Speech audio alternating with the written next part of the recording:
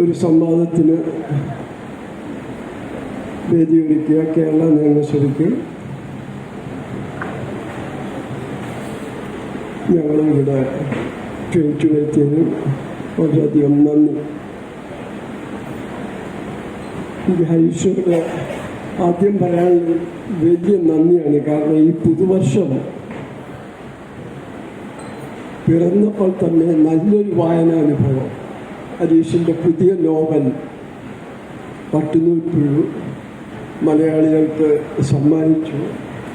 അപ്പം അതിൻ്റെ അഭിനന്ദനങ്ങളാണ് ആദ്യമായിട്ട് പറയേണ്ടത്. ഇന്നത്തെ വിഷയം ലോകവും എഴുത്തും മാറിയ നാളുകളെന്നാണ്. എഴുത്ത് കാലാകാലങ്ങളിലായിട്ട് സാങ്കേതിക വിദ്യയ്ക്ക് ഒപ്പം മാറിക്കൊണ്ടിരിക്കുന്ന ഒരു പ്രക്രിയയാണ്. അപ്പം അതിനെക്കുറിച്ച് മാർഷൽ മക്ലൂഹൻ വലിയ കനേഡിയൻ മാധ്യമ ചിന്തകനാണ്. അദ്ദേഹം പറയുന്നുണ്ട്, അച്ചടി കണ്ടെത്തിയ നാളുകളിൽ ഒരു ഏതാണ്ട് 10 നൂറ്റാണ്ടുകാല അച്ചടിയുടെ പിടിയിലായിരുന്നു ലോകം. ആ കാലഘട്ടത്തിൽ ആളുകളുടെ ചിന്താഗതി രേഖീയമായി തുടങ്ങിയെന്ന്.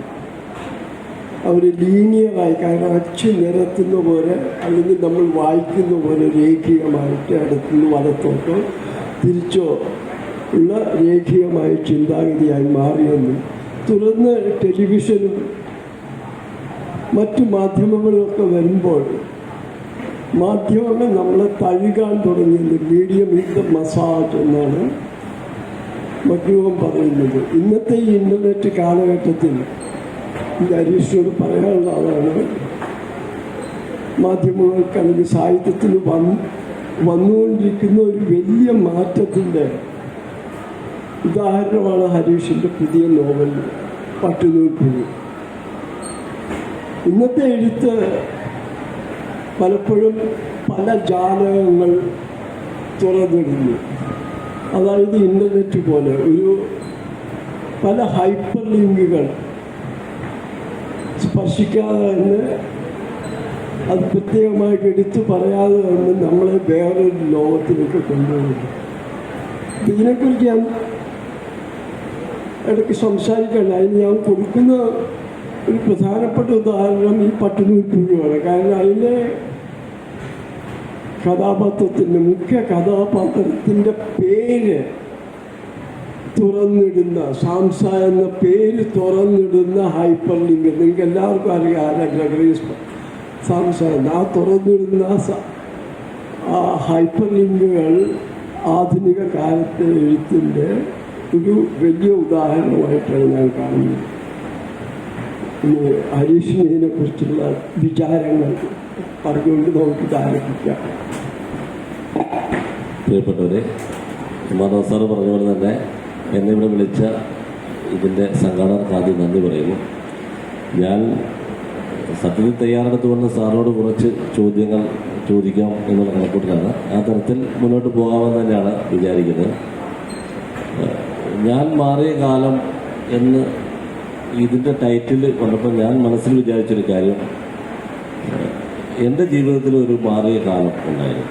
അത് ഈ നോവലിനെ പോലെ തന്നെ 14 വയസ്സുള്ളപ്പോൾ ഉള്ളൊരു കാലമായിരുന്നു.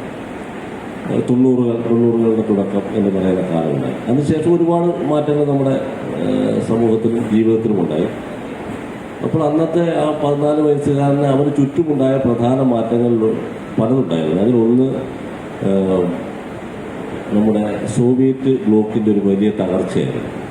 അതുപോലെ നമ്മൾ വിചാരിച്ചിരുന്ന ഒരു വലിയ കാര്യം നമ്മുടെ മുന്നിൽ തകർന്നടിഞ്ഞു വീണു. മറ്റൊന്ന് മണ്ടർ കമ്മീഷൻ റിപ്പോർട്ടുണ്ടായിരുന്നു. മറ്റൊന്ന് ഹിന്ദുത്വ ശക്തികളുടെ ഒരു മുന്നേറ്റം ഉണ്ടായിരുന്നു. അതോടൊപ്പം തന്നെ ആ സമയത്ത് എഴുത്തിനുണ്ടായ ഒരു വലിയ മാറ്റം ഞാൻ കണ്ടത്, ഞാനപ്പോൾ ഗൗരവമുള്ള എഴുത്ത് വായിച്ചു തുടങ്ങിയെന്ന് പറയാനായിട്ടില്ല, കുറച്ചൊക്കെ വായിക്കുന്നു, കഥകളൊക്കെ വായിക്കുന്നു. ആ സമയത്താണ് മാതൃഭൂമി ആഴ്ചപ്പതിപ്പിൽ ഹിഗ്ഗുറ്റ എന്ന് പറഞ്ഞ കഥ വരുന്നത്. ഹിഗ്ഗുറ്റ ഞാൻ സാധാരണ ചെറുകഥ അന്നേരം അത്രയും പെട്ടെന്ന് വായിക്കുന്ന ആളല്ല. എങ്കിലും ഹിഗ്ഗുറ്റ കണ്ടപ്പോൾ എനിക്ക് NS മാധവൻ എന്നുള്ള പേര് അന്നേരം പരിചയമേ ഇല്ല. ഞാൻ പക്ഷേ ആ ഹിഗ്ഗുറ്റ എന്ന് പറഞ്ഞ കഥ വായിക്കുന്നു. അത് വായിച്ച നിമിഷം എനിക്ക് മനസ്സിലാകുന്നു മലയാള കഥ മാറുകയാണ് എന്നെനിക്ക് മനസ്സിലാകുന്നു. മാധവ സാറിന് അത് അത്ര പ്രിയപ്പെട്ട കഥയല്ലെന്ന് മാധവ സാറ് പല സ്ഥലത്തും പറഞ്ഞിട്ടുണ്ട്. പക്ഷേ എൻ്റെ തലമുറയെ സംബന്ധിച്ച് അത് വളരെ പ്രിയപ്പെട്ട കഥയാണ്. കഴിഞ്ഞ ദിവസം ഈ സന്തോഷ് കുമാറുമായിട്ടുള്ള ഒരു സംസാരത്തിനിടെ ഞങ്ങളിങ്ങനെ കാഷ്വൽ ടോക്കിനിടെ പറഞ്ഞിരുന്നു, ഞങ്ങൾക്കറിയുന്ന NS മാധവൻ എന്ന് പറഞ്ഞാൽ ഹിഗ്ഗുറ്റ എഴുതിയ NS മാധവനാണ്. അതിനുശേഷം ഉണ്ടായ NS മാധവനാണ്. അതിന് മുൻപത്തെ NS മാധവൻ ഞങ്ങളുടെ തലമുറ പിന്നെ വായനയിലൂടെ പരിചയപ്പെട്ട NS മാധവനാണ്. അതിനുശേഷം തുളൈമേട്ടിലെ ശവങ്ങളിലേക്കൊക്കെ ഞങ്ങൾ തിരിച്ചു പോകുമ്പോൾ എഴുത്തിൽ വലിയൊരു വ്യത്യാസം സാറിൻ്റെ എഴുത്തിൽ കാണാൻ പറ്റുന്നുണ്ട്. ഒന്ന്, ഭാഷയുടെ ഉപയോഗത്തിലുള്ള വലിയ വ്യത്യാസം ഹിഗ്ഗുറ്റയിലേക്ക് വരുമ്പോഴുണ്ട്. ആഖ്യാനത്തിലുള്ള വ്യത്യാസമുണ്ട്. അതോടൊപ്പം ഒരു ഹ്യൂമറിൻ്റെ ഒരു ഉപയോഗം, ഫലപ്രദമായ ഉപയോഗം ഉണ്ടായിട്ടുണ്ട്. ഈ മാറ്റം എങ്ങനെയാണ് സാറിൻ്റെ ജീവിതത്തിൽ ഉണ്ടായത്? അതിനിടയാക്കിയ കാര്യങ്ങളെക്കുറിച്ചൊന്ന് പറയാമോ?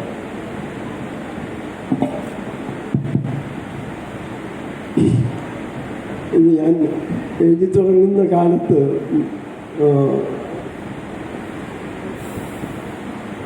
ഈ മലയാള സാഹിത്യത്തിൽ ചെറുകഥയുടെ വസന്തകാലമായിരുന്നു ശരിക്കും. ഒരാഴ്ചത്തെ മാതൃഭൂമി ആഴ്ചപ്പതിപ്പ് ഓരോ പുതിയ എഴുത്തുകാരെ കൊണ്ടുവരുന്നു. ഒരാഴ്ച മാധവിക്കുട്ടിയാണെങ്കിൽ അടുത്ത ആഴ്ച ND നാരായണനുള്ള, അതിൻ്റെ അടുത്ത ആഴ്ച ഒരു കാഞ്ഞിരപ്പള്ളിക്കാരൻ സക്കറിയ ഉണ്ണി എന്ന കുട്ടിയുമായി ഒന്ന് ഞെട്ടിപ്പിക്കുന്നൊരു കഥയായിട്ട് വരുന്നു. ഇങ്ങനെ തുടർച്ചയായിട്ട് ചെറുകഥ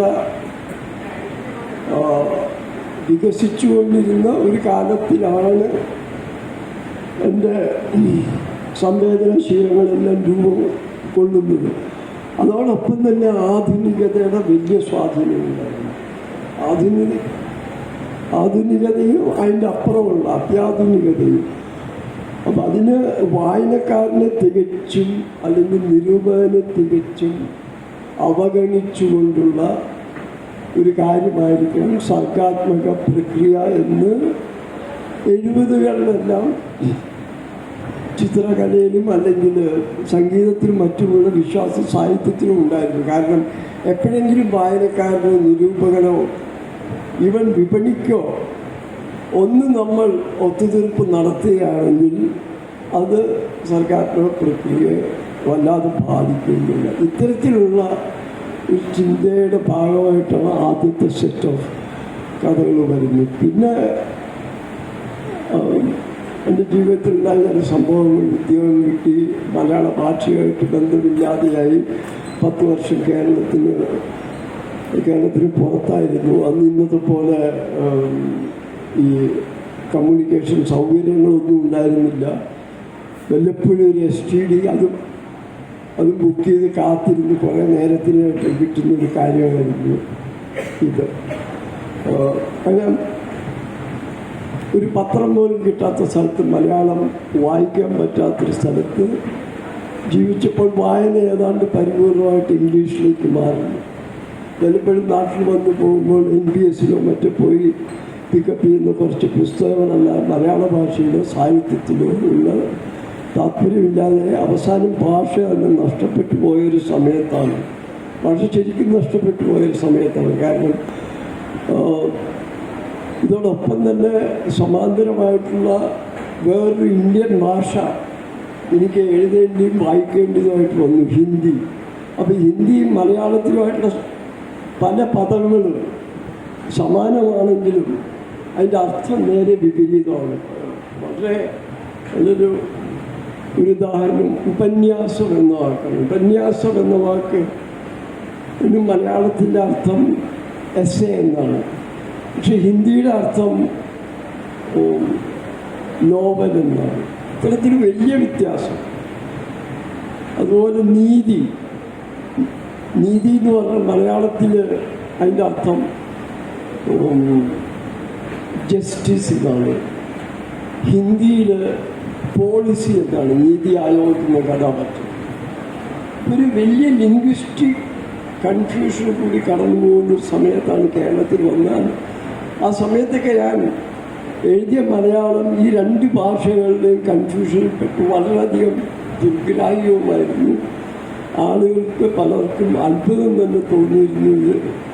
ഇത് ഒരു 10-15 വർഷം മുമ്പ് ചെറുതാമസത്ത് 1ാം സമ്മാനമൊക്കെ നേടിയ ആൾക്ക് മലയാളം ശരിക്ക് എഴുതാനും വായിക്കാനും അറിയില്ല. പിന്നെ ഒരു വർഷത്തിന് ശേഷം കേരളത്തിൽ ജീവിച്ചതിന് ശേഷമാണ് ഈ വിക്കറ്റ് ഉണ്ടാകുന്നത്. അത് തന്നെ വളരെ ഒരു രീതിയിലുള്ള ആത്മവിശ്വാസം ഇല്ലാതെ എഴുതിയ കഥയാണ്. കാരണം ഹരീഷ് സൂചിപ്പിച്ച പോലെ ശൈലിപൂർവമായിട്ട് മാറി എന്നറിയാം. ഭാഷ മാറി, സാഹിത്യത്തിനുള്ള ആറ്റിറ്റ്യൂഡ് മാറി, സാഹിത്യകാരന്മാരെ സുഹൃത്തുക്കളില്ലാതെ വായിക്കാനുള്ളൊരു വായനാ സമൂഹം, ഒരു ചെറിയ വായനാ സമൂഹത്തിൽ കൂടി നമ്മളെല്ലാവരും കടന്നു പോകാറുണ്ട്. അതുപോലും നഷ്ടപ്പെട്ട കാലമാണ്. എന്നിട്ടാണ് അവസാനം വളരെ ഡിഫിക്കൽട്ടായിട്ട് ഒട്ടും ആത്മവിശ്വാസമില്ലാതെ എനിക്ക് ആ വാർത്തകന്മാർക്ക് അയച്ചു കൊടുക്കും. അദ്ദേഹം അന്നൊക്കെ പത്രം അച്ചടിച്ചിരുന്നത് അച്ചുനിരത്തി ഫോറമായിട്ടാണ്.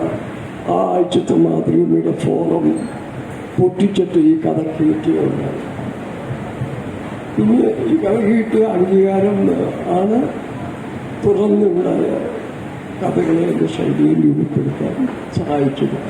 ഞാൻ ഹരീഷിൻ്റെ ഒരു വലിയ വായനക്കാരൻ നിലയിൽ ഇത്തരത്തിൽ മാറ്റം ഹരീഷിനും കണ്ടത്. ഇപ്പോൾ മീശ എടുക്കുകയാണെങ്കിലും മീശ വളരെ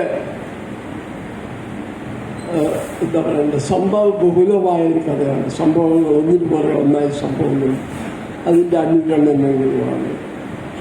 അത് കഴിഞ്ഞ് ഓഗസ്റ്റ് 17 ചരിത്രമാണ്, തിരുവിതാംകൂറിൻ്റെ ചരിത്രപ്രകാരങ്ങളാണ്. അതിന് വലിയ വ്യത്യാസം വരുന്നു. ഈ പുതിയ നോവലിൽ പട്ടുനൂൽപ്പുഴുവിലെത്തുമ്പോൾ ഒരു ഒരു ഒരു ഒരു പ്രാധാന്യ അന്തർമുഖത, ഒരു ഉള്ളിലേക്ക് ചെറിയൊരു ഉൾവലിവ്. ഇത് കാരണം നമ്മൾ ഒരിക്കൽ എഴുതി വിജയിച്ചു പോയിരുന്നെങ്കിൽ സാധാരണ അതേ ഈ സിനിമയ്ക്കൊക്കെ പറ്റുന്നു അതേ ഫോർമുല തുടരാനുള്ള ഒരു പ്രവണത സിനിമക്കാർക്ക് എന്ന പോലെ എഴുത്തുകാർക്കും. പക്ഷെ ഹരീഷിൻ്റെ കാര്യത്തിൽ 3 വ്യത്യസ്തമായ തലങ്ങളിൽ നിന്നാണ് ഈ 3 നോവലുകൾ അവതരിപ്പിക്കുന്നത്. ഇതിൻ്റെ പുറകിലൊരു ബോധപൂർവമായ ചിന്തയുണ്ടായിരുന്നോ അതോ സ്വാഭാവികമായിട്ട് സംഭവിച്ചതാണ്? ഇത് മുമ്പേ സാറ് പറഞ്ഞ പോലെ തന്നെ നമ്മുടെ എഴുത്തിനെ മാറ്റുന്നത് വായനയാണെന്ന് എനിക്ക് പലപ്പോഴും തോന്നിയിട്ടുണ്ട്. അപ്പോൾ മീശ ഇടുന്ന സമയത്തെ വായനയല്ല എൻ്റെ ഇപ്പോഴത്തെ വായന. കുറേ സമയം നമ്മളെ മാറ്റും. ഒരു നോവൽ എഴുതുന്ന കാലയളവ് തന്നെ നമ്മളെ മാറ്റും. 2-3 വർഷം തന്നെ നമ്മളെ മാറ്റുന്നുണ്ട്. നമ്മൾ വായിക്കുന്ന പുസ്തകങ്ങൾ മാറും, നമ്മൾ കാണുന്ന ലോകം മാറും. അതുപോലെ തന്നെ ഈ കാര്യത്തിലും മാറിയിട്ടുണ്ട്. എൻ്റെ ഭാഷ, ഇതിൻ്റെ പ്രമേയം അനുസരിച്ച് ഭാഷ മാറുമെന്ന് എനിക്ക് തോന്നിയിട്ടുണ്ട്. പലപ്പോഴും പ്രമേയമാണ് ഭാഷ തീരുമാനിക്കുന്നത് പോലും എനിക്ക് തോന്നിയിട്ടുണ്ട്. എല്ലാവരുടെ കാര്യത്തിലും അത് ശരിയാവണമെന്നില്ല. ഉദാഹരണത്തിന് കെ സുരേന്ദ്രൻ ഗുരുവിൻ്റെ ശ്രീനാരായണ ഗുരുവിനെ കുറിച്ചൊരു നോവൽ എഴുതിയതിൻ്റെ ഒരു ഭാഗം കഴിഞ്ഞ ദിവസം ഞാൻ വായിച്ചു. അത് വായിക്കുമ്പോൾ നമുക്ക് അതിനകത്ത് അദ്ദേഹം എഴുതിയ കാലത്തെ പുതിയ പദങ്ങളൊന്നും എഴുതാതെ പുറകോട്ട് പോയി ഗുരുവിൻ്റെ കാലത്ത് ഉപയോഗിച്ചിരുന്ന ചില പദങ്ങൾ, അത് ബോധപൂർവമല്ലെന്ന് നമുക്ക് മനസ്സിലാകും. പ്രമേയം ഭാഷയെ തീരുമാനിക്കുന്ന ഒരു കാര്യമായിരുന്നു അതെന്ന് എനിക്ക് തോന്നുന്നു. അതുപോലെ എൻ്റെ ഒരു ജീവിതത്തിൽ അന്തർമുഖത്വം നല്ലപോലെ ഉള്ള ആളാണ് ഞാൻ. കുറച്ച് അഭിനയത്തിൽ കൂടി അതൊക്കെ മാറ്റിയെടുത്തതാണ്. യഥാർത്ഥത്തിൽ അന്തർമുഖനായ മനുഷ്യനാണ് ഞാൻ. അപ്പോൾ അത് സ്വാഭാവികമായിട്ടും സത്യസന്ധമായിട്ട് എഴുത്തിലോട്ട് വന്നതാണ്. കുറച്ച് ആത്മകഥാപരമായ കാര്യങ്ങളൊക്കെ അതിനകത്തുണ്ട്. അങ്ങനെയാണ് അതിലോട്ട് വന്നത്. നമ്മൾ സാറ് ഇന്ത്യയെക്കുറിച്ച് പറഞ്ഞത് കൊണ്ട് തന്നെയാണ് ഞാൻ ഒരു കാര്യം ചോദിക്കുന്നത്. അത് അറിയാവുന്ന ഒരു ആഗ്രഹം കൊണ്ടാണ്. സാറിൻ്റെ യൗവനകാലത്താണ് MDയുടെ കൃതികൾ ഏറ്റവും കൂടുതൽ പുറത്തുവിട്ടത്, മഞ്ഞ് പുറത്തുവിടുന്നത്. കാലം സാർ തീരെ ചെറുതായ സമയത്താണ് വന്നത്. അപ്പോൾ നിങ്ങളുടെ തലമുറ, അതായത് TR ഉൾപ്പെടെ നിങ്ങളൊരു സൗഹൃദമല ഉണ്ടായിരുന്നു. നിങ്ങൾ എഴുത്തിനെ വേറെ രീതിയിൽ കണ്ടുകൊണ്ടിരുന്ന ആൾക്കാരാണ്. MD കാണുന്നതിൽ നിന്ന് വ്യത്യസ്തമായിട്ട് കണ്ടുകൊണ്ടിരുന്ന ആളുകളാണ്. നിങ്ങൾ പലപ്പോഴും ചില വാക്കുകൾ ഉപയോഗിക്കില്ല എന്ന് പോലും തീരുമാനിച്ചത് മനസ്സിലാവും.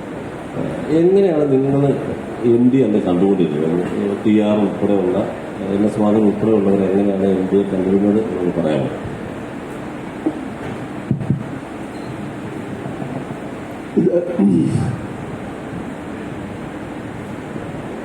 ഒരു വായനക്കാരനെന്ന നിലയിൽ നമ്മളൊക്കെ വായിച്ചു തുടങ്ങിയിരുന്ന കാലഘട്ടത്തിൽ രണ്ട് തരത്തിലുള്ള വായനക്കാരുണ്ടായിരുന്നു. ഇന്ന് സാഹിത്യം വായിക്കുന്നത് ഇന്നത്തെ പോലെയല്ല. ഇന്ന് എല്ലാവരും മുഖ്യധാര വായനക്കാർ. സാഹിത്യകൃതികളും വായിക്കുന്നവരുണ്ടായിരുന്നു. പിന്നെ ജനപ്രിയ നോവലുകൾ എന്ന് പറഞ്ഞിട്ട് മുറ്റത്ത് വർക്കി, കാനമീജ് തുടങ്ങി വലിയ പ്രിൻസ് തിരുവാങ്കുളം വരെ നീണ്ടു കിടക്കുന്ന ഇത്തരത്തിലുള്ള ഒരു വായനക്കാരുടെ വലിയൊരു സമൂഹം ഉണ്ടായിരുന്നു. അപ്പോൾ ഈ രണ്ട് സമൂഹത്തെയും ബന്ധിപ്പിച്ചുകൊണ്ട് മുഖ്യധാരയിലേക്ക് ആകർഷിക്കാൻ ആദ്യമായി സഹായിച്ച എഴുത്തുകാരൻ MD ആണെന്ന് ഞങ്ങളുടെ തലമുറ അംഗീകരിച്ചിരുന്നു. പക്ഷെ MDയുടെ എഴുത്തിൽ അടരുകൾ കുറവാണെന്നും അത് അരവിന്ദൻ്റെ രാമു ഒരിടത്ത് പറയുന്നുണ്ട്. വലിയ എഴുത്തുകാരനായിട്ട് അവർ ചൂണ്ടിക്കഴിഞ്ഞു. സോമർസെറ്റ് മോം, പോൾ കൊല്ലാതെ അടരുകൾ കുറവിൽ ജനപ്രിയമായിട്ടുള്ള ഒരു എഴുത്തുകാരനായിട്ടാണ് ഞങ്ങളുടെ തലമുറ. MD മാത്രമല്ല, വേറെ ഒന്ന് രണ്ട് ജീവിച്ചിരിക്കുന്ന പ്രസിദ്ധരായ എഴുത്തുകാരെയും കണ്ടില്ല. നമ്മൾ വിമർശിക്കാനൊന്നും പോയിരുന്നില്ല. ഇവർ വ്യക്തികളെന്ന നിലയിൽ, പത്രാധിപർ എന്ന നിലയിൽ വലിയ കാര്യങ്ങൾ ഭാഷയ്ക്ക് വേണ്ടി ചെയ്തിട്ടുള്ള വ്യക്തികളാണ്. പക്ഷേ എഴുത്തിൽ ഇവർ ചെലുത്തിയ സ്വാധീനം പ്രാദേശിക ഭാഷ ഉപയോഗിക്കാൻ വേണ്ടി അതിന് MDയുടെ സംഭാവന വളരെ വലുതാണെന്ന് കരുതുന്നതാണ്. കാരണം പ്രാദേശിക ഭാഷയുടെ ഒരു പ്രധാന പ്രശ്നം അതിനൊരു യൂണിവേഴ്സൽ, അതിന് സർവലൗകികമായിട്ടുള്ള വായനക്കാരില്ല എന്നുള്ളതാണ്. അതുകൊണ്ട് MD വരെയുള്ള 1950 മുമ്പുള്ള മലയാളം നോവലിൽ എല്ലാം ഒരുമാതിരി അച്ചടി ഭാഷ സംസാരിക്കുന്ന ആൾക്കാരാണ്. 50കളുടെ ആദ്യത്തെ അർത്ഥത്തിൽ വന്ന 3 നോവലുകളാണ് ഒരുപക്ഷെ മലയാള സാഹിത്യത്തിൽ ഏറ്റവും കൂടുതൽ പിൽക്കാലത്ത് സ്വാധീനം ചെലുത്തിയിട്ടുള്ള. ഒന്ന് MDയുടെ തന്നെ നാലുകെട്ട്, ഉരൂപിൻ്റെ ഉമ്മാച്ചു, തകഴിയുടെ ചെമ്മീനാണ് ഏറ്റവും ഇത് ജനപ്രിയ സാഹിത്യവും സാഹിത്യവുമായിട്ടുള്ള പാലം പണിയുന്നതിൽ ഈ 3 നോവലുകൾക്കും പിന്നെ ആ കാലത്തുണ്ടായ പല കൃതികൾക്കും വലിയ പങ്കുവഹിച്ചിട്ടുണ്ട്. ഇതിൽ പ്രാദേശിക ഭാഷ ഉപയോഗിക്കുന്നതിൽ MDയെ പിന്തിരിപ്പിക്കാൻ ആൾക്കാരുണ്ടായിരുന്നു. കാരണം MD സിനിമക്കാരൻ കൂടിയാണ്. സിനിമ കാശികളുള്ളൊരു പരിപാടിയാണ്. അത് ജനങ്ങളുടെ മുമ്പിൽ അവതരിപ്പിക്കുമ്പോൾ ഇത്തരത്തിലുള്ള ഭാഷ സംസാരിക്കുകയാണെങ്കിൽ ഇതിന് കാണികൾ ഉണ്ടാവില്ല എന്ന് പറഞ്ഞ് MDയെ പിന്തിരിപ്പിച്ച ആളുകളുണ്ടെന്ന് MD എന്ന് എഴുതിയിട്ടുണ്ട് പിന്നീട്. എന്നാൽ MD അതിൽ ശാഠ്യം പിടിക്കുക, തൻ്റെ നിലപാട് വ്യക്തമാക്കുകയും ചെയ്യുന്നതിൻ്റെ ഫലമായിട്ടാണ് ഇന്ന് മലയാള സിനിമയുടെ ഒരു വലിയ ശക്തി ഈ ലോക്കൽ ഡയലക്ട്സാണ്. ഇപ്പോൾ പലയിടത്തും ലോക്കൽ ഡയലക്ട്സ് ഇപ്പോൾ ഒരു സെല്ലിംഗ് പോയിന്റ് വരെ ആയിരിക്കുകയാണ്. ഇന്ത്യ കൊച്ചി ഭാഷ, കാസർഗോഡ് ഭാഷ, കോട്ടയം ഭാഷ ഇതെല്ലാം സെല്ലിംഗ് പോയിന്റ്സ് ആയിക്കൊണ്ടിരിക്കുന്ന കാലം. ഈ മാറ്റത്തിൻ്റെ തുടക്കമിട്ടൊരു വ്യക്തിയായിട്ട് MD കാണുന്നു. പക്ഷേ ഞാൻ നേരത്തെ സൂചിപ്പിച്ച പോലെ ബാലിക്കുട്ടിക്കോ അല്ലെങ്കിൽ വിജയനോ ഉണ്ടായിരുന്ന തരത്തിലുള്ള പല അടരുകൾ ഞങ്ങളുടെ തലമുറ പല വായനക്കാർക്കും ഇന്ത്യയിൽ കണ്ടെത്താൻ പറ്റിയിരുന്നില്ല. എനിക്ക് എപ്പോഴും ഇതിനെക്കുറിച്ച് തോന്നിയിട്ടുള്ളത്, ഇതിനോട് ഞാൻ യോജിക്കുന്നു. അതേസമയം തന്നെ MD കഥാപാത്രങ്ങളെക്കുറിച്ച് വിവരിക്കുമ്പോൾ അവരുടെ ഉള്ളിലേക്കാണ് വായനക്കാരൻ പോകുന്നതെന്ന് എനിക്ക് തോന്നിയിട്ടുണ്ട്. സംഭവങ്ങൾ പറയുമ്പോൾ പോലും കഥാപാത്രങ്ങളുടെ ഉള്ളിലേക്ക് നമ്മൾ സഞ്ചരിക്കുന്ന ഒരു സ്വഭാവം MDയുടെ എഴുത്തിനുണ്ട്. അതായിരിക്കും ഒരുപക്ഷെ അദ്ദേഹത്തെ ഇത്രയും ജനപ്രിയനാക്കിയത്.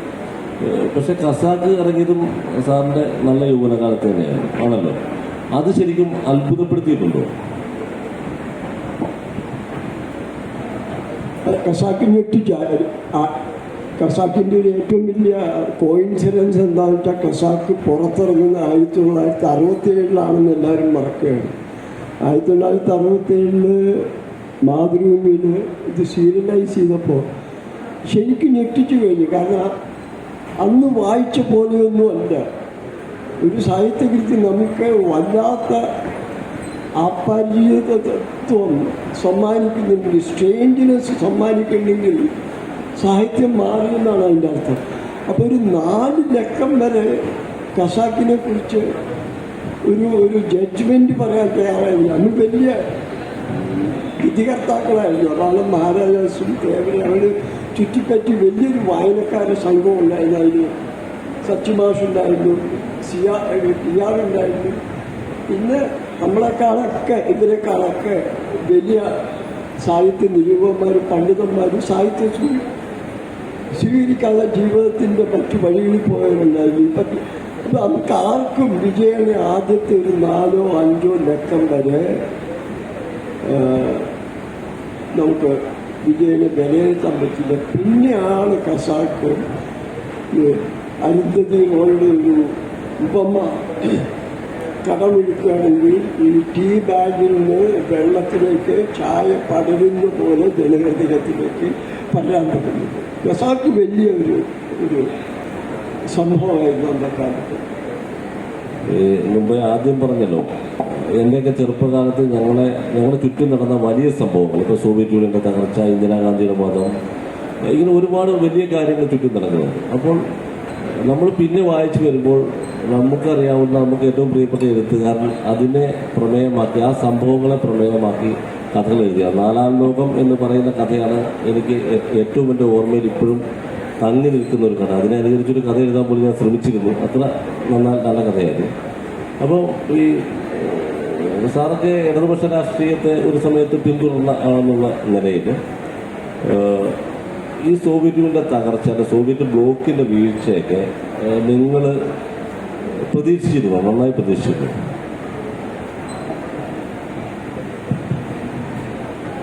സോവിയറ്റ് യൂണിയൻ്റെ വീഴ്ച അവിടെ യെൽസിൻ ഭരണത്തിൽ വരുമ്പോൾ തന്നെ പ്രതീക്ഷിച്ചിരുന്നു.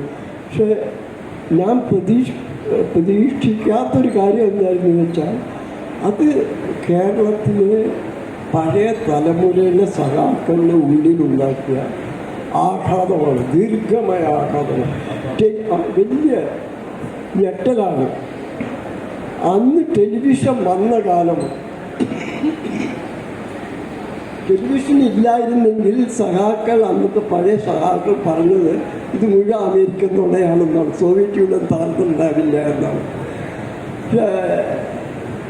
എൻ്റെ വളരെ അടുത്തൊരു ബന്ധു, വലിയ സഖാവായിരുന്നു അദ്ദേഹം. ഇത് താങ്ങാനാകാതെ അദ്ദേഹത്തിന് ആശുപത്രി പ്രവേശിച്ചു. അപ്പോൾ ആ ഒരു തലത്തിൽ നമ്മളിപ്പോഴും ഇതാണ് രണ്ടായിട്ട് തിരിക്കുമല്ലോ, പഴയ കമ്മ്യൂണിസ്റ്റുകാരും ഇപ്പോഴത്തെ കമ്മ്യൂണിസ്റ്റ്. ഈ പഴയ കമ്മ്യൂണിസ്റ്റുകാർ ഒരു 1950-കളിൽ തെസീസിന് ശേഷം കമ്മ്യൂണിസ്റ്റ് പാർട്ടിയുടെ ആദർശ പ്രകാശത്തിലൊക്കെ നിലനിന്നിരുന്ന കമ്മ്യൂണിസ്റ്റുകാർക്ക് താങ്ങാനാകാത്ത, കാരണം അവരുടെ ജീവിതത്തിൻ്റെ നങ്കൂരം സോവിയറ്റ് യൂണിയനായിരുന്നു. അപ്പം ലക്ഷ്യം നഷ്ടപ്പെട്ട പോലെ ഇത് ഈ ഭാഗത്ത് സംഭവിച്ചു. ഇപ്പോൾ കമ്മ്യൂണിസ്റ്റ് വിരുദ്ധരിൽ സംഭവിച്ചു. ഞാൻ 2 ഉദാഹരണം പറയാം. ഒന്ന് ഒ വി വിജയൻ.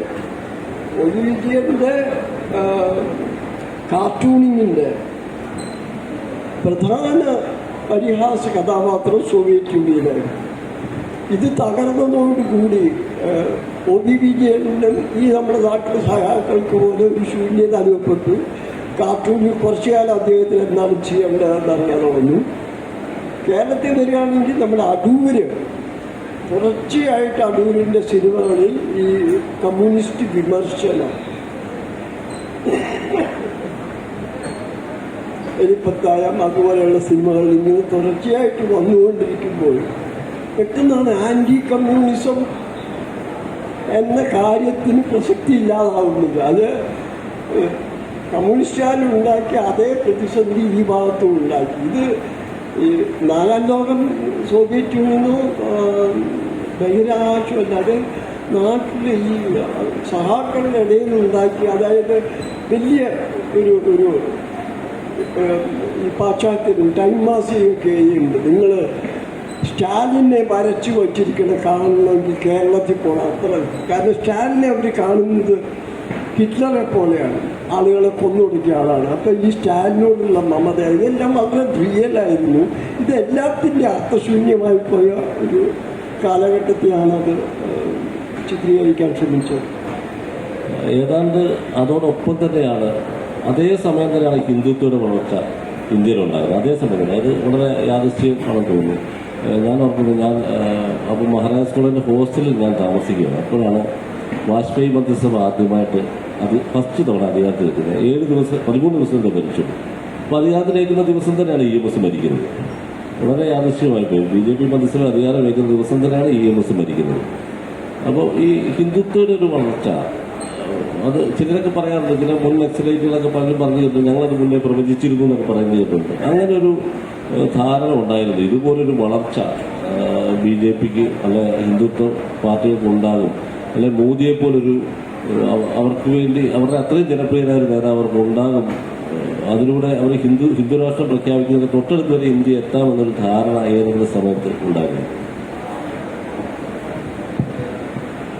ഇത് അത്ഭുതകരം എന്ന് പറയട്ടെ. ഇത്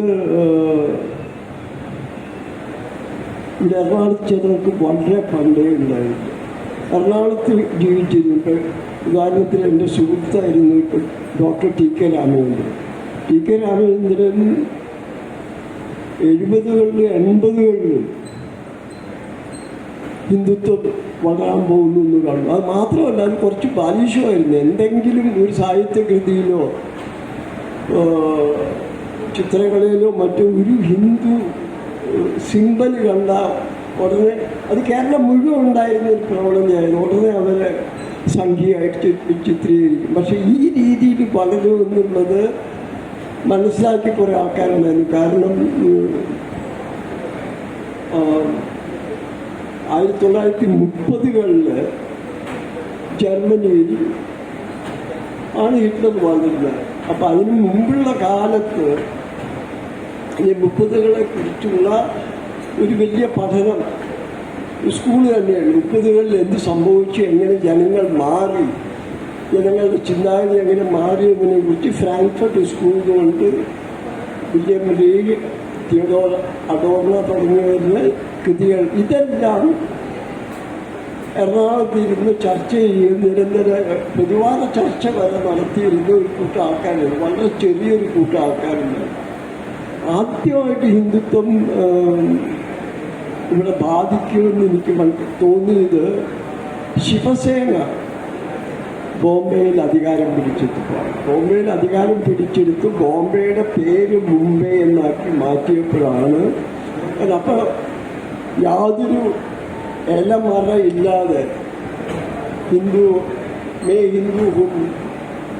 പിന്നെ മുച്ചേ ഗർവ് എന്ന് പറഞ്ഞിട്ടുള്ള കാരണമൊഴി സ്റ്റിക്കറുകളൊക്കെ കാണാൻ തുടങ്ങി. അതിനുശേഷം ഒരുപക്ഷെ ഹിന്ദുത്വത്തിൻ്റെ വളർച്ചയെ ഏറ്റവും കൂടുതൽ സഹായിച്ചത് സത്യം പറഞ്ഞാൽ കോൺഗ്രസ്സുകാരായിരുന്നു. ഇന്ദിരാഗാന്ധിയുടെ മരണത്തിന് ശേഷം ഡൽഹിയിൽ നടന്ന വംശീയ കൂട്ടക്കൊല, അതിനുശേഷം നടന്ന തെരഞ്ഞെടുപ്പിൽ 400 കൂടുതൽ സീറ്റ് കോൺഗ്രസ് ജയിച്ചപ്പോൾ ഹിന്ദുത്വ പാർട്ടികൾക്ക് ഒരു രാഷ്ട്രീയ കരിനീക്കത്തിൻ്റെ ടെംപ്ലേറ്റ് ലഭിച്ചു, അവർക്കൊരു ചട്ടക്കൂട് ലഭിച്ചു. ഇതവർ നടപ്പിലാക്കി 2002 ഗുജറാത്ത്, അതിനുശേഷം നടന്ന തെരഞ്ഞെടുപ്പിലും വലിയ ഭൂരിപക്ഷം ഉണ്ടായി. പിന്നെ അവരിത് പ്രാദേശികമായിട്ട് നടപ്പിലാക്കി. 2013 ഇവിടെ മുസഫർ നഗറിൻ്റെ 8-9 കോൺസ്റ്റിറ്റ്യുവൻസീസ് ഇത് ജാട്ട് ഹൃദയഭൂമിയായിരുന്നു. ചരൺ സിംഗിൻ്റെ സ്ഥലമായിരുന്നു. BJP 5ാം സ്ഥാനത്തായിരുന്നു. ഈ 10-12 സീറ്റുകൾ വെസ്റ്റേൺ യുപിയിൽ പിടിച്ചെടുക്കാൻ ഇത്തരത്തിലുള്ള പ്രാദേശിക സംഘർഷങ്ങളിൽ കൂടി സാധിച്ചു. സംഘർഷം അല്ലെങ്കിൽ ഈ വർഗീയ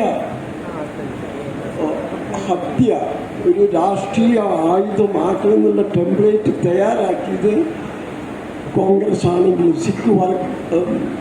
സിഖ് ഹത്യകളിൽ കൂടി അതിനെ നടപ്പിലാക്കിയത് ശരിക്കും BJP ആണ്. ഇത് അന്നത്തെ കാലത്ത് വളരെ ചുരുക്കം പേരൊക്കെ തോന്നിയെങ്കിൽ എന്നാലും ഉള്ള വിശ്വാസം ഈ നെഹ്റു ഭരണഘടന തുടങ്ങിയ സ്ഥാപനങ്ങൾ നിർമ്മിച്ച ഒരു സെക്യുലർ മനസ്സ് ഇന്ത്യയിൽ രൂപപ്പെട്ട് കഴിഞ്ഞു എന്നൊരു വിദ്യാധാരണ പല ലിബറൽസിനും ഉണ്ടായിരുന്നു, ഞാനടക്കം. പക്ഷെ അത് തകർന്നതിൻ്റെ ആദ്യത്തെ മാറ്റൊലി കേട്ടത് ഈ മഹാരാഷ്ട്രയിൽ ഇവർ പവറിൽ വരുമ്പോഴാണ്. അത് സംബന്ധിച്ച് ഒരു ചെറിയ ചോദ്യം കൂടി. ഞാൻ കരുതുന്നത് കഴിഞ്ഞ ലോക്സഭാ തെരഞ്ഞെടുപ്പ് ഇന്ത്യയുടെ ചരിത്രത്തിൽ വളരെ നിർണായകമായ തെരഞ്ഞെടുപ്പാണെന്ന് എനിക്ക് തോന്നിയിട്ടുണ്ട്. രാമേന്ദ്ര ഗുഹ അതിനു മുമ്പ് അദ്ദേഹത്തിൻ്റെ ഒരു ലേഖനത്തിൽ പറഞ്ഞിരുന്നു, ഒരു പാർട്ടിക്കും ഭൂരിപക്ഷം കിട്ടാത്തൊരു അവസ്ഥ വരെയാണ് ഇന്ത്യക്ക് നല്ലത് എന്ന് പറഞ്ഞത്. അതുപോലെ തന്നെ ഇന്ത്യൻ ജനത പ്രതികരിച്ചു. ഇന്ത്യൻ ജനത BJPക്ക് ഒറ്റയ്ക്ക് ഭൂരിപക്ഷം കൊടുത്തില്ല. അതോടുകൂടി ഇന്ത്യയിൽ മോദി പ്രഭാവത്തിന് ഒരു ചെറിയ കുറവ് വന്നതായിട്ട് നമുക്ക് പ്രത്യക്ഷത്തിൽ തോന്നുന്നുണ്ട്. ആദിത്യനാഥിൻ്റെ പ്രഭാവത്തിന് കുറവ് വന്നിട്ടുണ്ടെന്ന് തോന്നുന്നുണ്ട്. കാരണം ഒരുപാട് വർഷം വടക്കേ ഇന്ത്യയിൽ ഹിന്ദി ഹൃദയഭൂമിയിൽ ജീവിച്ച ആളാണ്. അപ്പോൾ ഹിന്ദുത്വയുടെ മേലോട്ടുള്ള കുതിപ്പിന് ഒരു തീർച്ചയായോ അല്ലെങ്കിൽ അത് താഴോട്ടാണോ ഇനി പോക്ക് എന്നാണ് കരുതുന്നത്? പറയാൻ പറ്റില്ല. വളരെ കാലം വടക്കേ ഇന്ത്യയിൽ ജീവിച്ചുകൊണ്ടും പിന്നെ കേരളത്തിൽ ജീവിച്ചുകൊണ്ടും എനിക്കൊരു കാര്യത്തിൽ വിശ്വാസം വന്നു കഴിഞ്ഞു. കേരളത്തെക്കാൾ വളരെയധികം രാഷ്ട്രീയ പ്രബുദ്ധത വടക്കേ ഇന്ത്യക്കാർക്കാണ്. അപ്പോൾ അതിന് വലിയ ഉദാഹരണങ്ങളുണ്ട്. എമർജൻസി കഴിഞ്ഞ് വടക്കേ ഇന്ത്യയിൽ ബീഹാറിൽ 58 സീറ്റ്, UP 58 സീറ്റ്, ഒരെണ്ണം പോലും BJP ജയിച്ചില്ല. കേരളത്തിൽ എമർജൻസി നടപ്പിലാക്കിയ പാർട്ടി തൂത്തുവാരി. ഇത്തവണ സംഭവിച്ചത് ഈ വടക്കേ ഇന്ത്യക്കാരുടെ രാഷ്ട്രീയ പ്രബുദ്ധതയാണ്. സീറ്റ് കുറഞ്ഞ സ്ഥലങ്ങൾ നോക്കുകയാണെങ്കിൽ UPയിലാണ്, ബീഹാറിൽ അത്ര കുറഞ്ഞു. ബീഹാറിൽ BJPയുടെ കുറഞ്ഞെങ്കിലും JDU ഒരു സെക്യുലർ മുഖമുള്ള ഇന്ത്യയുടെ പാർട്ടിക്ക് ഇത് കൊടുത്തു. അവിടെ എല്ലാം കുറഞ്ഞപ്പോൾ ആദ്യമായിട്ട് കേരളത്തിൽ BJP അക്കൗണ്ട് തുറന്നു. അപ്പോൾ ഈ വടക്കിന്ത്യക്കാരനെ നമ്മൾ പരിഹസിക്കുമ്പോൾ അവൻ്റെ രാഷ്ട്രീയം, കാരണം അവന് രാഷ്ട്രീയം ശരിക്ക് ജീവൻ മരണ സമരമാണ്. അപ്പം അവർ സർവൈവലിന് വേണ്ടി, ആശയങ്ങൾക്കപ്പുറം സർവൈവലിന് വേണ്ടി വടക്കേ ഇന്ത്യയിൽ ജീവിതം ദുസ്സഹമായവർക്കുണ്ട്. കാരണം ഹിന്ദുത്വ എന്നുള്ളത് ഒരു ആർട്ടിഫിഷ്യൽ കൺസ്ട്രക്റ്റാണ്. അങ്ങനൊരു കാര്യം ഇല്ല എന്ന് വേണമെങ്കിൽ നമുക്ക് പറയാൻ. കാരണം ഒന്നും കൂടി താഴോട്ട് പോകാണെങ്കിൽ നിറച്ച് ജാതികളാണ്. ഈ ജാതികളുടെ അടിസ്ഥാനത്തിലാണ് മണ്ഡൽ രാഷ്ട്രീയം രൂപപ്പെട്ടത്. അപ്പോൾ മണ്ഡൽ രാഷ്ട്രീയം രൂപപ്പെട്ട് BJPയുടെ ഏറ്റവും വലിയ വിജയം ഈ പ്രമുഖ ഷെഡ്യൂൾ കാസ്റ്റ് പാർട്ടി, പ്രമുഖ OBC പാർട്ടി, ഈ രണ്ടുപേരെ മാറ്റി നിർത്തി ബാക്കിയുള്ള ചെറിയ ഏതാണ്ട് 10-80 ചെറിയ ജാതികളെ മുഴുവൻ അവരുടെ കൊടക്കീഴിൽ കൊണ്ടുവരാൻ സാധിക്കും. ഈ തെരഞ്ഞെടുപ്പ് സംഭവിച്ചത് ഇതിൽ നിന്ന് പലരും അവിടുത്തെ ഓപ്പോസിഷൻ, അതായത് പലരെയും ആകർഷിക്കാൻ അഖിലേഷ് യാദവിനും തേജസ്വി യാദവിനും മമതയ്ക്കും സാധിച്ചു എന്നുള്ളതാണ്. അപ്പോൾ ഇതൊരു ഇക്വിലിബ്രിയമാണ്. ഇന്ന് BJPക്ക് ഒരു ക്ഷീണം മാത്രമേ സംഭവിച്ചിട്ടുള്ളൂ. ഈ സമവാക്യം അവർക്ക് ഏത് നിമിഷം വേണമെങ്കിലും ശരിയാക്കാം. കാരണം ഇതുവരെ വികല്പമായിട്ട് BJPക്ക് ബദലായിട്ട് ഒരു രാഷ്ട്രീയം മറ്റൊരു പാർട്ടിയും കാഴ്ചവെക്കുന്നില്ല എന്നുള്ളതാണ് സത്യം.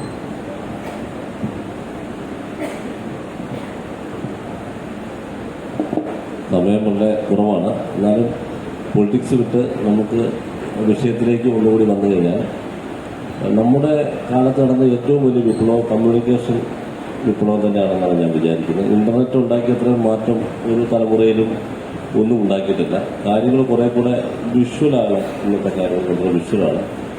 എൻ്റെ ചെറുപ്പത്തിൽ പോലും കാണാവുന്ന വിഷ്വലുകൾക്ക് ഒരുപാട് പരിമിതിയുണ്ട്. അതുപോലെ സിനിമാ തിയേറ്ററിൽ പോയാൽ മാത്രമേ കാണുന്നുള്ളൂ. ഇപ്പോൾ ആയിരക്കണക്കിന് വിഷ്വലുകൾ ഓരോരുത്തരുടെ മൊബൈലിൽ കൊണ്ട് വിഷ്വലുകൾ നമ്മുടെ എഴുത്തിനെയും എല്ലാം രൂപപ്പെടുത്തി മാറ്റുന്നുണ്ട്, നമ്മുടെ വായനയെ മാറ്റുന്നുണ്ട്. അപ്പോൾ എൻ്റെ സംശയം, മനുഷ്യകുലം കൂടുതൽ കൂടുതൽ വിഷ്വലിലോട്ട് പോവുകയാണോ എന്നാണ്. യോസയും അതിനെക്കുറിച്ചൊരു ആശങ്ക ഇങ്ങനെ പറഞ്ഞിരുന്നു. പൂർണ്ണമായിട്ടും വിഷ്വലിലേക്ക് നമ്മൾ പോവുകയാണ്.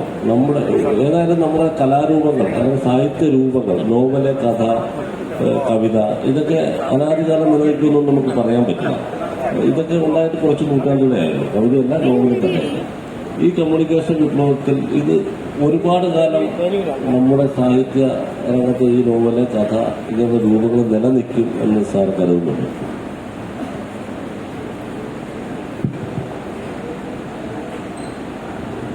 ഇല്ല, പലപ്പോഴും അത് സംശയിക്കാനും എന്തൊക്കെ നഷ്ടപ്പെട്ടു പോയെന്ന് നമുക്ക് നോക്കാം.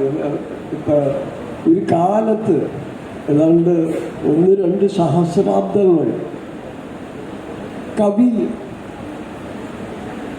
കവി എന്നൊരാളെ വിളിക്കണമെങ്കിൽ മഹാകാവ്യം എഴുതണം. ഈ മഹാകാവ്യം ഇല്ലാതായിട്ട് മലയാളത്തിൽ ഏതാണ്ട് 200 വർഷമായി. ഖണ്ഡകാവ്യം കുമാരനാശൻ തുടങ്ങിയതിനു ശേഷം വേറെ വിഷ്വൽ ആർട്ടുകളിലേക്ക് പോവുകയാണെങ്കിൽ ഓപ്പറ ഇല്ലാതായിട്ട് 10-100 കൊല്ലമായി. ഈ നല്ല ആട്ടക്കഥ മലയാളത്തിൽ ഇല്ലാതായിട്ട് വർഷങ്ങളായി. അപ്പോൾ കലാരൂപങ്ങൾക്ക് ഈ പ്രകൃതി നിയമങ്ങൾ ബാധകമാണ്. അതുകൊണ്ട് നോവലും ചെറുകഥയെല്ലാം നശിക്കുകയല്ല, രൂപാന്തരം സംഭവിക്കുകയാണെങ്കിൽ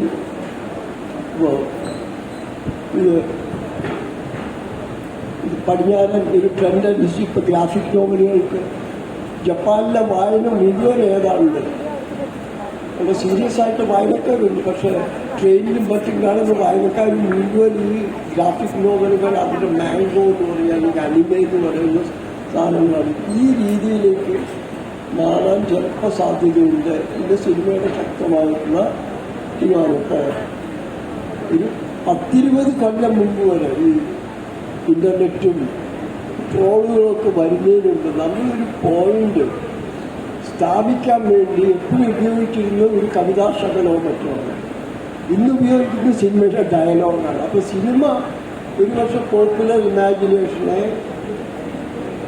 സാഹിത്യത്തെക്കാൾ കൂടുതൽ ബാധിച്ച ഒരു കാലം കൂടിയാണ് ഇതെന്ന് എനിക്ക് തോന്നുന്നു. വലിയ മാറ്റങ്ങളുടെ കാലങ്ങളതിന് പിന്നെ നിർമ്മിത ബുദ്ധിയാണ്. ഇനി അത് നാളെ നോവൽ എഴുതാൻ തുടങ്ങി പിന്നെ എഴുത്തുകാർക്കൊന്നും ചെയ്യാനില്ലാത്ത സ്ഥിതിയാണ്. മാറ്റങ്ങളിൽ കൂടി കടന്നു പോവാണ്. പക്ഷേ അതോടൊപ്പം തന്നെ ചില വിരോധാഭാസങ്ങൾ, ചില പാരഡോക്സുകളുണ്ട്. അത് പറയുന്നു ഇൻ്റർനെറ്റ് അറ്റൻഷൻ സ്പാൻ, നമ്മൾ ശ്രദ്ധിക്കുന്ന സമയം കുറയുന്നു എന്നുള്ളതൊക്കെ. പക്ഷേ ഈ ഇന്നത്തെ തലമുറ ആലോചിച്ച് ചെറിയ കുട്ടികളൊക്കെ വായിക്കുന്നത് ഇന്ന് വലിയ വലിയ പുസ്തകങ്ങളാണ്. നമ്മളൊക്കെ കുട്ടിക്കാലത്ത് ചെറിയ പുസ്തകങ്ങൾ, ഈസോപ്പ് കഥകൾ, മാലി എന്ന് പറഞ്ഞിട്ട് ബാലസാഹിത്യകാരൻ മാത്രമേ ഉണ്ടായിരുന്നുള്ളൂ കുട്ടിക്കാലത്ത്. പിന്നെ MD ഒരു മാണിക്കല്ലിയുണ്ട്. പിന്നെ വളരെ ചെറിയ 50-60 പേജുള്ള പുസ്തകങ്ങളായിരുന്നു വായിച്ചിരുന്നത്. ഇന്ന് കുട്ടികൾ ക്യൂ നിന്ന് വാങ്ങിക്കുന്നത് 10-600 പേജുള്ള ഹാരി പോട്ടറൊക്കെയാണ്.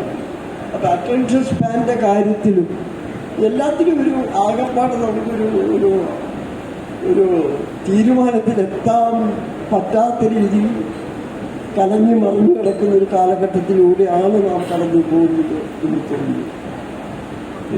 അത് ലോകസാഹിത്യത്തിൽ ഇപ്പോൾ നോവലുകളുടെ ഒരു വലിയ കാലമാണ്. ഒരുപാട് നോവലുകൾ വരുന്നു, മലയാളത്തിലും വരുന്നുണ്ട്. അതുപോലെ നോൺ ഫിക്ഷൻ്റെയും വലിയ കാലമാണ്. അപ്പോൾ സാർ ഇപ്പോൾ ഈ കാലത്ത് എന്താണ് കൂടുതൽ വായിക്കാൻ താല്പര്യപ്പെടുന്നത്? ഇപ്പോൾ വായിക്കുന്നത് ഇപ്പോൾ യോസയല്ലല്ലോ, ഇപ്പോൾ ഫോസെ ഉണ്ട്, നമസ്കാരമുണ്ട്, ഒരുപാട് നോവലിസ്റ്റുകൾ വരുന്നുണ്ട്, നോൺ ഫിക്ഷനകത്ത് ഒരുപാട് പുസ്തകങ്ങളുണ്ട്. എന്താണ് സാർ ഈ സമയത്ത് വായിക്കാൻ ഇഷ്ടപ്പെടുന്നത്? എതിർച്ചയായി തീരുമാനമെടുത്തിട്ടില്ല. ഞാൻ വായിച്ചു പോകുന്നതല്ല ഇപ്പോൾ നോൺ ഫിക്ഷനാണ്. നോവല് വളരെ ഇപ്പോൾ ഇത് ബുക്കറിൻ്റെ ഷോർട്ട് ലിസ്റ്റ് വന്നു. അപ്പോൾ ആ നോവൽ തേടിച്ചെന്ന് വായിക്കുക. അല്ലാതെ ആരെങ്കിലും തിരഞ്ഞെടുത്ത് പറയല്ല, ആളുകൾ റെക്കമെൻഡ് ചെയ്യുക അല്ലാതെ പരീക്ഷൻ്റെ പുസ്തകമല്ല, അത് തേടിപ്പിടിച്ച് വായിക്കും. അല്ലാതെ കിട്ടുന്നതും വായിക്കുന്നതും മിക്കവാറും എല്ലാം നോൺ ഫിക്ഷനാണ് എന്നുള്ളതാണ് സത്യം. അതും ഇംഗ്ലീഷിൽ എന്നുള്ളതാണ് മറ്റൊരു സത്യം. ഇതൊരു പക്ഷേ ഇംഗ്ലീഷും മലയാളം അറിയാവുന്ന മലയാളിയുടെ സ്ഥിതി ഇത് തന്നെയായിരിക്കും എനിക്ക് തോന്നുന്നു. സാറിനോട് സമയം അധികരിച്ചുകൊണ്ട് വ്യക്തിപരമായ രണ്ട്